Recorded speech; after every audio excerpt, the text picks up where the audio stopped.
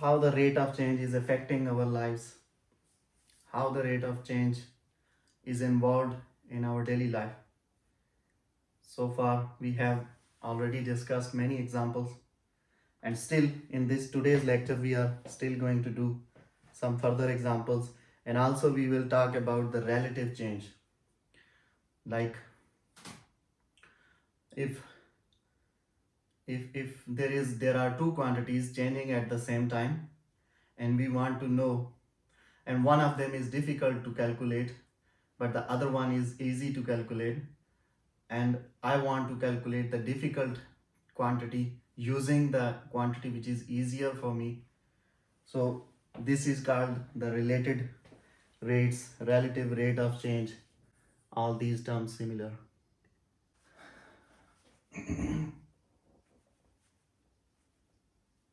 Now the topic is related rates. Already we are very familiar with the rate of change, that how it works in the daily life. For example, let's start with the basic example. You are pumping a balloon to fill the air inside the balloon. Now, two things are changing at the same time when you pump the air inside the balloon. One thing is the radius of the balloon. If initially the balloon has this shape, then with the passage of time, it is increasing. Now, one thing is this radius changing after every second, after every unit of the time, the radius of the balloon is changing. The other thing is the whole quantity of the air inside this balloon, that is the volume of the air. Initially, the volume is this, then the volume becomes this, and then this and this. So, two quantities at the same time changing. One is the radius of the balloon from the center to the inner surface of the balloon, and the other thing is total quantity of the air inside the balloon, that is the volume, and this one is the radius. Now mathematically, this quantity volume, calculating the volume is very easy as compared to the radius of the balloon, because volume has a physical appearance. It is you can calculate it by putting a calculator on how you are pumping the air inside the balloon. So whatever quantity will go inside, of course that is inside the balloon, so that is the volume. So whatever quantity goes in, that is the volume. But when the quantity goes in, now the volume becomes bigger and bigger. To calculate the radius, you need to stick to the center of the balloon, and in that case you have to look inside the balloon. That is a kind of a different thing. So mathematically, the calculation of the rate of change in volume is easy as compared to the rate of change in the radius of the balloon. So in such cases, when two things or more than two things are changing at the same time, and you know the rate of change of one thing, then using that rate of change, you can calculate the other rate of change using this information. So this was the basic simple example, that how we are struggling with the rate of change, and how to calculate the rate of change of something which is difficult using the rate of change of something which is easy to calculate. I already explained to you the idea behind this. Now we can have an example with some numerical data about the change in volume and change in the radius of a balloon. For example, if you are pumping air into a spherical balloon,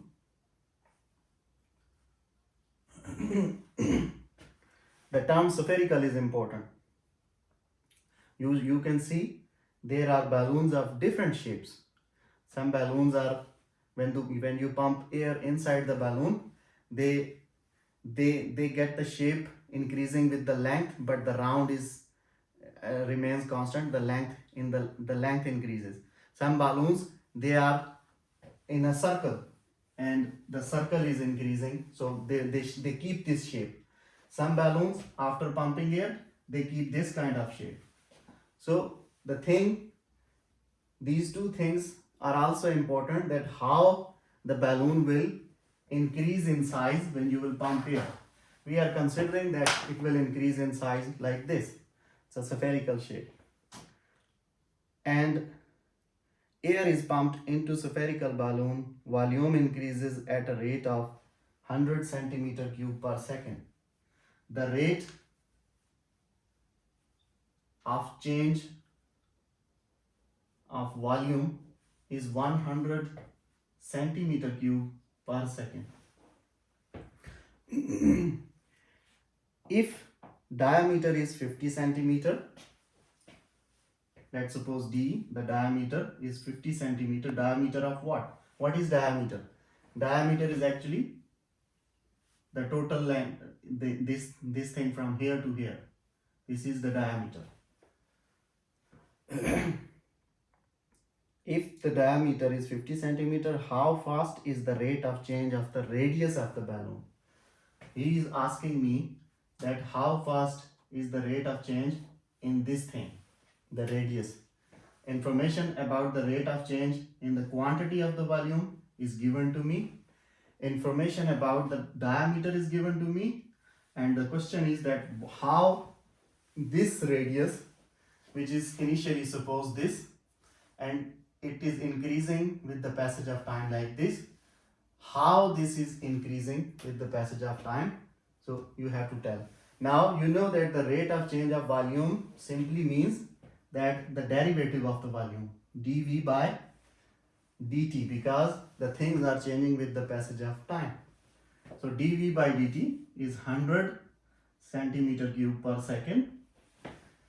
Diameter is 50 centimeter, but I am concerned with the radius, so I will find the radius by this formula, which I know from the basics.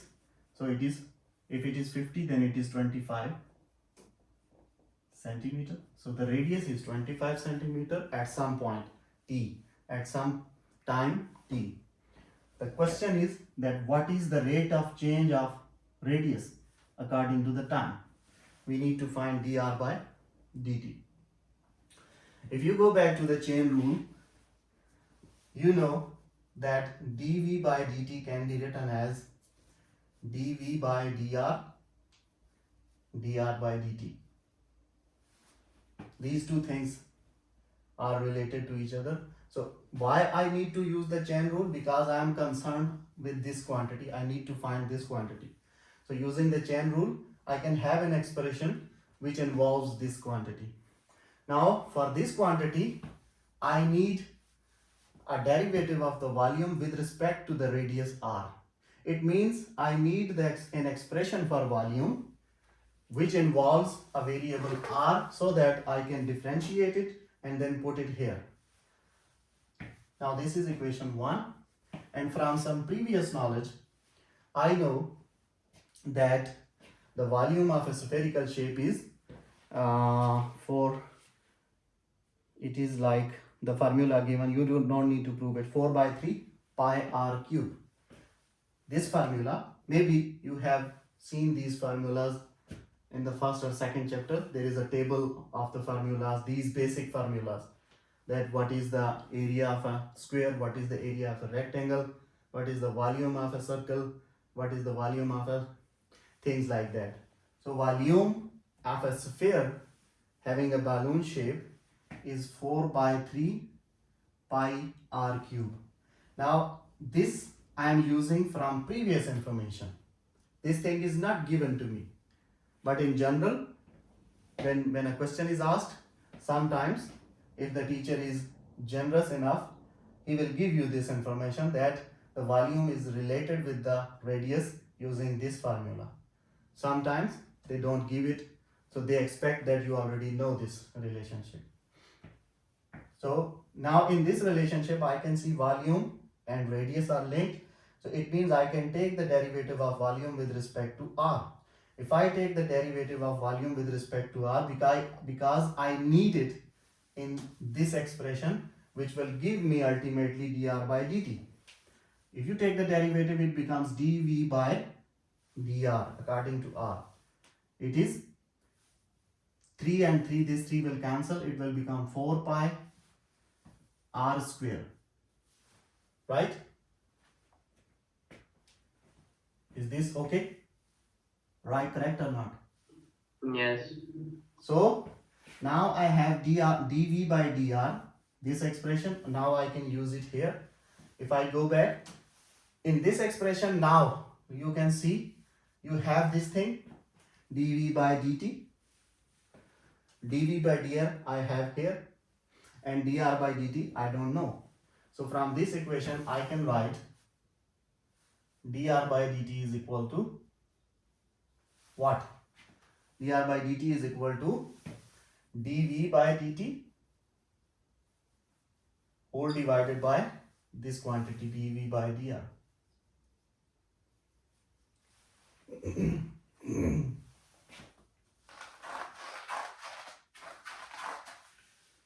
So it means, what is dv by dt? It is 100 centimeter cube per second divided by dv by dr is 4 pi r square. Now, in the question, they said that I need this quantity dr by dt when r is 25. When the diameter is 50 means when r is 25.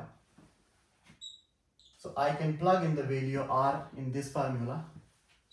It becomes 100 divided by 4 pi 25 square, whatever the units are. Now this is total numeric. Pi is 3.14.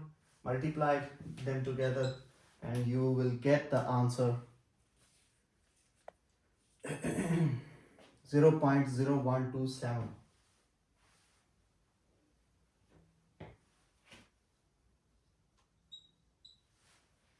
And what will be the unit? It will be centimeter per second, because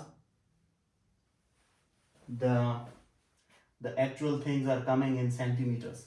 For volume, since radius is multiplied 3 times, if you go back to the original expression of volume, it was 4 by 3 pi r cube.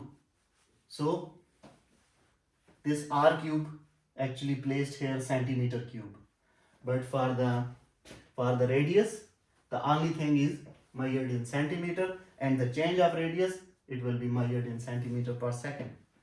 So the radius is in centimeter, that's why the change of radius is centimeter per second. So this is one example that how the related rate works. It was difficult to calculate the change in radius, but I know it was easy to calculate the rate of change in volume, so I can use them all together. Another example, a ladder 10 feet long is rested against a vertical wall. If this is a vertical wall and he says that there is a ladder, this is the ladder, you know, the stairs, and this is the ground. The length of this ladder, it is placed here. The length of this ladder is 10 feet from here to here, and this distance, this is the base of the wall. This is the wall. The base of this wall is, if I say this is 0 position, and this is the position of the bottom of the ladder, which is touching the ground, then this distance is given to you, say x. We can assume this is x. Of course, the vertical is suppose y. Then what is y? Y is actually the distance from ground to the top of the ladder, not the whole wall. Maybe the wall is going up to here. So we are not concerned with the whole wall. Our frame of reference is only where the ladder is in contact with the geometry. So I am only concerned with up to this height. Now from this point to this point, the height is y, we assumed. From this point to this point, which is the bottom of the ladder, the total distance is x feet. and the total length of the ladder from here to here is 10 feet.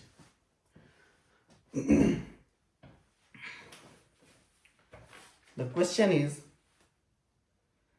if the bottom of the ladder slides away from the wall at the rate of 1 feet per 1 ft per second, means the ladder is sliding towards here, this point. If this is the ground, this ladder is, suppose if initially the ladder is like this, but we are saying that the ladder is sliding toward this point. Now what happens? What do you see? There are two things happening at the same time. One thing is that this distance is increasing. X is increasing because if initially the ladder is placed here, now after 1 minute the ladder comes to here, this position. Now when the ladder comes to this position, also we saw that when I am sliding the ladder towards here, then also the height is also decreasing. The height of the wall, which is of my concern, which is into my frame of reference, is also coming down. So the new position may look like this. So if this is now the new position of the bottom of the ladder, then of course the new position of the top of the ladder on the vertical wall is also changed. So here the height is reducing and the length is increasing. So which two rates are changing? Which two things are changing?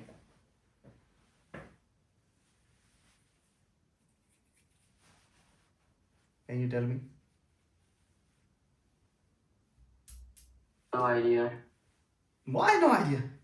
One thing is x. If x is the distance, then what will be the rate of change of this distance? Delta x.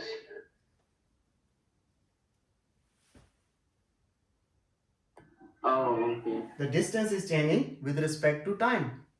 At time t equal to Okay, 0, okay. this was the distance. At time t equal to 1, the distance is increased. The wall is fixed, it is not moving anywhere, but this distance is increased, so the distance is changing with respect to time. Now this is one quantity which is changing in this whole scenario. When I said if I slide the ladder like this, the other quantity is the height, which is my concern height. Initially it was this, but after 1 minute this becomes this. So initially the height was, if I say h is the height, then initially it was a longer height, it was heighted tall, but after 1 minute the height is reduced. So the other thing is also the change in the height, the h by dt. So there are two quantities at the same time. I wanted to change the length, but changing the length, whether I want to change the height or not, but this change will drastically change the height as well. That will be the consequence of change in hex. This is not possible that if you slide the ladder from the bottom towards here and you expect that it does not change from height, because of course it will have to slide down and ultimately it will become like this. So the two quantities are compulsory or necessary vice versa to each other. If you change the x, the y will change. Similarly, if you change the y, similarly the opposite case can be, I can ask you in the exam oppositely. I can tell you the ladder is like this and I want to slide the top of the ladder towards the roof. Now what will happen? It will slide like this. So the case will be reverse. If initial height and length are this, and this is the ladder, after 1 minute, if I want to move this bottom towards this, I want to reduce the x. If I move it here, then what will happen?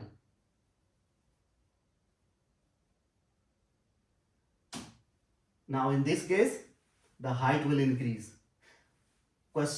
Quantities are same.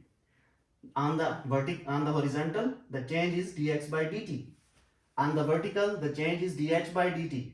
But in this case, this will be increasing, the height h will be increasing, and the position x will be decreasing.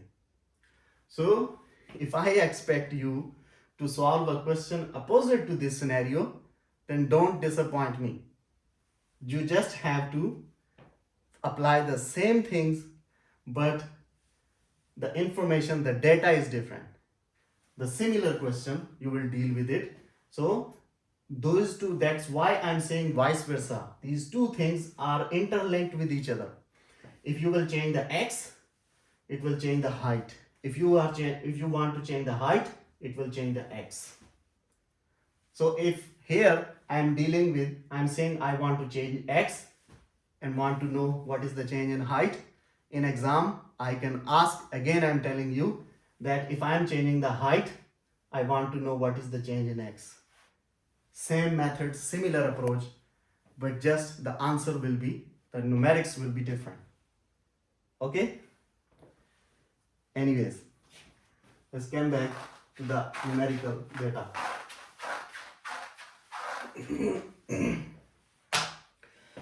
If the bottom of the ladder slides away from the wall at the rate of 1 feet per second, how fast is the top ladder slides down the wall when the bottom is 6 feet? Now he gives me the value of this x. He said that the actual situation physically appearing, just I told you how it will appear. He said that whatever the x is initially, maybe this x is initially 4 meter. Initially, maybe this x is small. But he says that continuously you are changing this x, and at some time t, when this x becomes 6 feet. Yes. If this x becomes 6 feet, then what will be the change in the height according to this data? So I have already understand what is the physical scenario happening. Now let me write the numerical data accordingly. First thing, information which I know is that the rate of change of x is given to me, and he says 1 feet per second. Every second 1 foot increases in the x. The x is increasing after every second. 1 feet is increasing. If initially the x is 4 feet, after 1 second it becomes 5 feet, after 2 seconds it becomes 6 feet, and so on. So this is the rate of change in the x. The question is, what is the other quantity, dy by dt, or you can say dh by dt? Both are same. Both are representing the height of the wall, which is of my concern. I don't know. This is the question I need to find. And when I need to find this, when the x, this distance from here to here is 6 feet. So I have all this information. Now, if you go back to the mathematics of 10th grade, from there you know that if this is the base and this is a perpendicular and this is the hypotenuse AB, okay, ABC, in form of ABC, then from the Pythagoras theorem you know that a square plus b square equal to c square. Do you know this? Do you know this? Yes. So Yes. I can compare this here. So what is my base? It is x. So I'm saying x square. What is my height? It is y. I'm saying y square. And what is it equal to? It is equal to the length of the ladder, which is a fixed quantity, that is 10 feet. That is c. It is equal to 10 square. Right? Yes. Just keep telling me that you are getting it. If you don't get, just tell me where you should stop. Now I have an equation, and I also already know that how to differentiate such kind of an equation. You simply need to derivate this whole equation with respect to time, because this whole scenario is dependent on the change in time. So when you take the derivative of this whole equation with respect to time, it becomes d by dt of x square plus d by dt of y square equals to d by dt of 10 square. This will become 2x dx by dt plus 2y dy by dt equals to 0. And you know why it is equal to 0. Now take this equation here. So 2x dx by dt equals to minus 2y dy by dt. What I need? I know dx by dt. I need dy by dt. So I can eliminate dy by dt. So dy by dt is equal to, this goes here, it 2 cancels. So it is minus x divided by y into dx by dt. Now do I have all this information to put here? Yes. I have x, but I don't have y. What will be the value of y? Go back to the Pythagoras theorem, this equation. Yeah, we can find it from here. So we can find the value of y using this information. Let it be equation 2. Now from 1, I have x square. I know the value of x, so it is 6 square.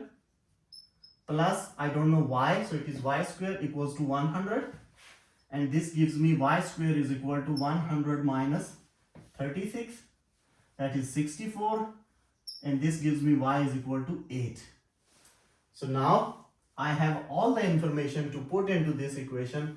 When I put y equals to 8, x equal to 6, dx by dt equals to 1, calculate, then the answer will be dy by dt is minus 3 by 4 feet per second. This is the rate of the change in the height. Now you see, when dx by dt was positive 1 feet per second, and I got dy by dt negative 3 by 4. What could be the reason why I get negative here?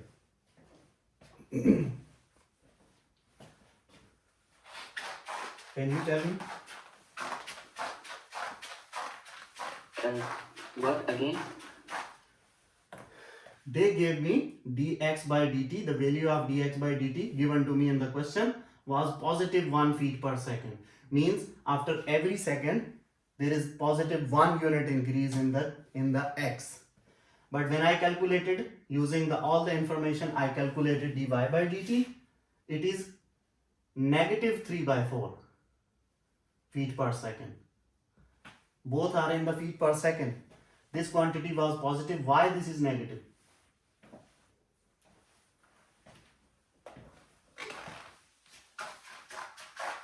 Mathematically, it came from the formula, the minus equation. Okay, But, it came from formula, but I want to know why this is negative, why this is positive. We already have mentioned somewhere in previous lectures that why the rate of change, when the rate of change is negative and when the rate of change is positive. If you go back to some previous lecture. Okay, let me explain. A little explanation, very easy. Because I told you this is if this is x, this was my x, the distance of bottom of the wall and the bottom of the ladder, this was x. I said after every second this is increasing. So of course the rate of change in x will be positive because this is increasing. But relative to this, if this is the initial height y, then after 1 second when the ladder is here, the new height will become this. So actual height was this, but after a positive 1 unit change in x, there is a negative 1 unit change in the height. Oh yeah. Right. So it means this is decreasing, this is increasing, therefore dx by dt gave me a positive answer, whatever the answer is, and it was given to me, then ultimately my answer should be negative in this case. So this dy by dt should be negative. Now, if I ask you a question in the exam that if I'm sliding the ladder against the wall, which is initially like this, and I'm sliding it towards here. Now I am actually decreasing the x, and when I will decrease the x, the ladder will slide upward. Initially, this was my y between this and this. When I slide the ladder in the negative rate, with the negative rate, dx by dt is equal to something negative. And then the The height will height increase. increased, so dy by dt should be positive because it will increase. So whenever there is an increase, Yeah. the rate of change gives a positive answer. If there is decrease, then the rate of change automatically considered as negative answer. Negative. One more example, and the example is a water tank has the shape of inverted cone. They say that there is a water tank, but the shape of the water tank is like this. Inverted cone means this is the bottom on the earth, touching the ground, and this is the top of the. Now this whole thing is a tank, and in this tank, if water is being pumped into the tank at a rate of 2 meter cube per minute, we are injecting water into this tank, and the rate of change of the volume of the water is dV by dt, and it is equal to 2 meter cube per minute. The units are always important. Here you can see the things are discussed in meter and minute. In the previous example, we were discussing in centimeter and second. We can discuss in centimeter per minute. We can discuss in meter per second. It's not a problem, but you have to maintain the ratio. For every quantity, then you will have to deal with, if you are dealing with meter, then throughout you have to maintain the meter. If somewhere the data is given in centimeter, first convert the centimeter into meter. Similarly, if the time unit is minute, then throughout for every quantity, take it as minute. If somewhere it is given in second, convert it into minute. If somewhere it is given in hours, convert it into minute. So this should be maintained. The unit is always important. If you will not maintain the unit, your answer will be different. If the water is being pumped into the tank at the rate of this, find the rate at which the water is rising when the water is 3 meter deep. Okay. Now, when you pump the water, it will start filling from the bottom, and this is the water, this is the water. Let me say this is the level of the water at a certain time t. This is the level of the water, and the rate at which I was filling this tank is given to me this. If I say, now of course the total height of the cone, if this is the midpoint of the cone, then this will be the, of course, the radius of the upper surface, which is actually the bottom of the cone, and it is also given to me, it is 2 meter. So this radius here, it is 2 meter, not here.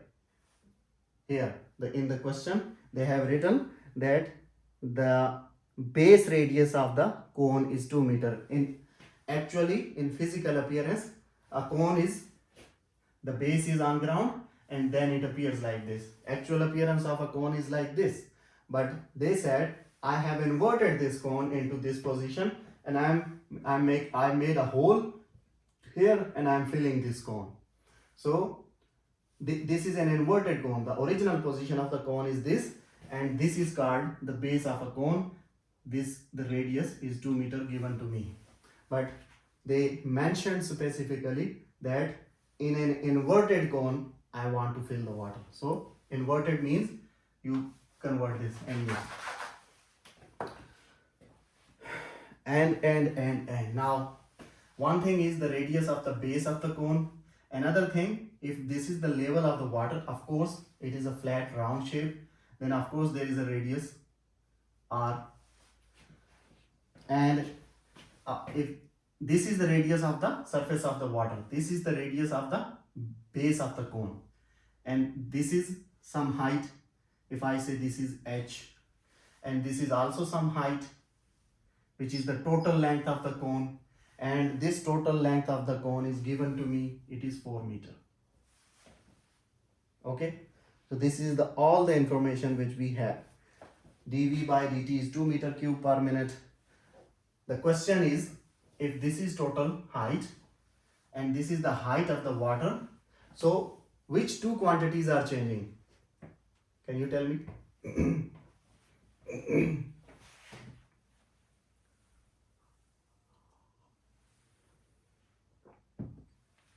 Which two quantities are changing in this scenario?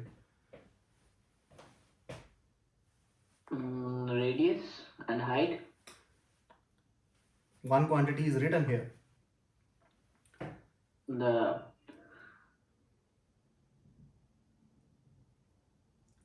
What happened Time. What happened to you, Josefa, overnight? You were not so poor in observation. Maybe less sleep. Not a morning person. I am explaining to you that one thing is the quantity of water coming into the cone. So the volume of the water is changing at every second. The water is coming inside the cone. So what is increasing? The volume of the water inside the cone. No volume. So one thing is the volume of the cone, and the rate of the change of the volume is given to me. So one quantity is this. Other quantity is what will happen when the when the water is coming inside the cone. What will happen? This height of the water will increase gradually. Height. It will increase gradually because water is coming inside. If initially the water is here, after 1 minute it will become here, goes up and up and up and up. And another thing is also, now in this case, one thing is the volume of the water, other thing is the height, another thing also is the radius of the surface of the water. The radius of the surface of the water is also changing, because here the cone is small, the radius will be smaller. Here this cone has a larger shape, the radius will be larger. Similarly here, if this is 2 meter, the final edge of the cone, then of course this thing will be decreasing at a perfect ratio, at a very same ratio, because the cone has a perfect ratio of increasing this width. It is not possible that at this point the radius is changing if 1 unit, then at this point it changes not changes at 2 unit. It is changing at perfect linear ratio, that is 1 2 3 4 5 6. It is not possible that sometime it changes 1, sometime it changes 3, sometime it changes 1.5. No, this is not possible. The change in the radius is continuous, is fixed, that is 1 unit after every step. Anyways, we are not concerned with that. The question is, find the rate at which the water is rising if it is 3 meter deep. So you have to find this. We are not concerned with the dr by dt, the rate and change of the radius. We are actually concerned with the change in the height. So the second thing which is we need to find is dh by dt, what it will be. Now again, and what it will be when actually the height is 3, the unit is meter. So somewhere from the bottom to here, anywhere, I don't know, if when you reach the 3 meter thing, this h is 3, then what is dh by dt at that point? Then what is the at that point? If you go back to the marginal cost, what we said, that we were selling 500 products and I want to increase 1 unit product and I want to jump to 501 products. I want to produce 501 products instead of 500. Then the rate at which this unit will change is called the marginal cost. Similar thing is here.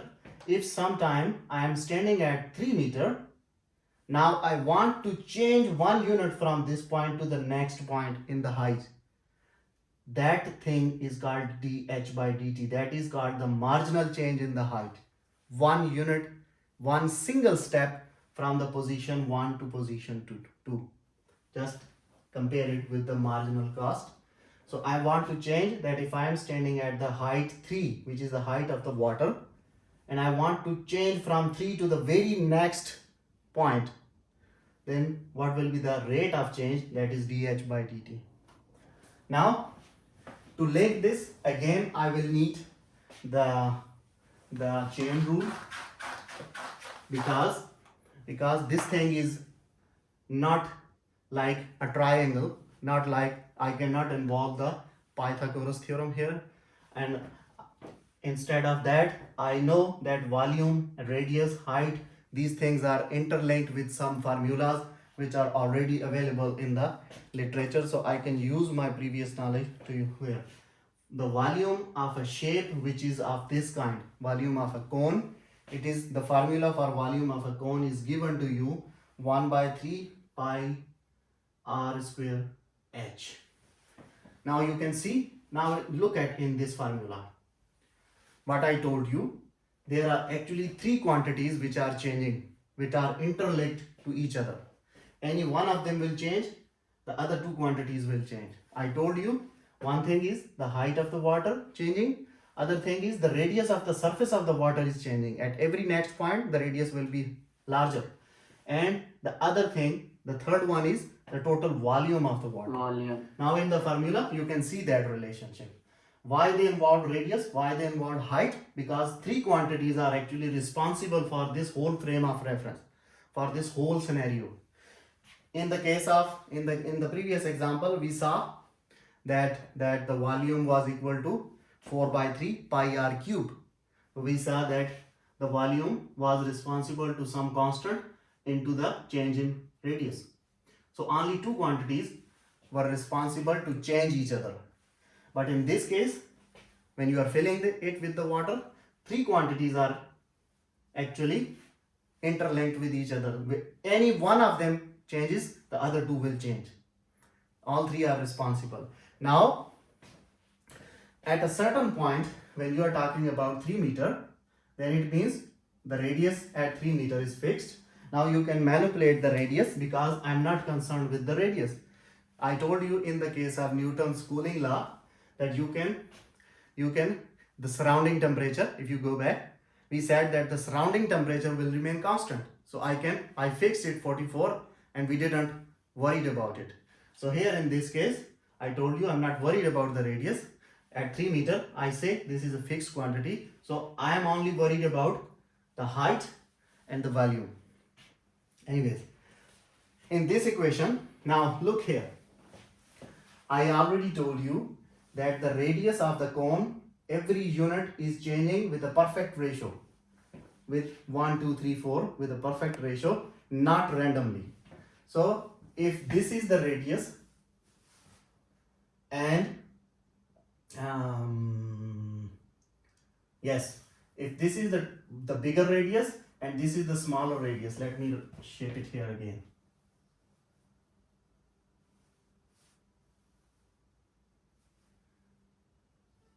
Now let me do it like this. I split the cone into 2 equal parts. Now this is the half of the cone. Okay, equally distant. This is the half of the cone. Now what is happening? If this is the R and this is the surface of the water and this is also R, then there is a ratio in the change. And if this is the height, this is the height. This is the height of the cone and this is the height of the water, right? So you can see both the quantities, radius and the height, whenever they will change, there is a constant ratio change coming. If you are at stage, now at the lower stage, it will become like this. At very lower stage, it will become like this. At very lower stage, it will become like this. And finally, it will reach here. So what is happening? There is a fixed ratio between the radius and the height. And if initially it is 2, radius is 2, and the height is 4. This quantity is 2, this quantity is 4. Then finally, it will become, I am not concerned with the radius, so I want to eliminate this radius, and I want that I only have a quantity which has a volume and height, because I am concerned with the change in the height and the volume. So from here, do you understand this thing? I told you, the whole diagram is shifting according to the radius and the height. So there is a relationship between radius and height. If initial radius was 2 and initial height, this one bigger one, is 4, then it will change like this, and at some further point it will become 1.9, 3.9, 1.8, 3.8, and so on. So the fixed change is happening. From here I can say that my R is equal to, this is 2, this is 1, so it is h by 2. Means whenever there is a 1 unit change in the radius, there is a 2 unit change in the height. Understand? Now I can replace this quantity into the formula. So now my new formula will become 1 over 3 pi. Instead of R, I will put that thing, h by 2 whole square into h. That is 1 by 6 pi h cube. Now this is the formula. Actually the formula was this, but from here I have derived this formula according to my situation. Now this formula only has 2 quantities which are changing and responsible to change each other. One is height and the other one is the volume. Now you have simple thing to do, and that is simply differentiate. Oh no, this is h by 2, so it becomes h square by 4, and 4 into 3, this will be 12. This should be 12. H square by 4. 4 comes here. You know that. Yes. Now you can differentiate this. Differentiate this with respect to what? With respect to? Everything is changing with respect to? Everything is changing with respect to what? Time. Time. So I have the formula V is equal to pi over 12 h cube. So dV by dt is equal to pi over 12, which is a constant, comes outside, 3h square into dH by dt.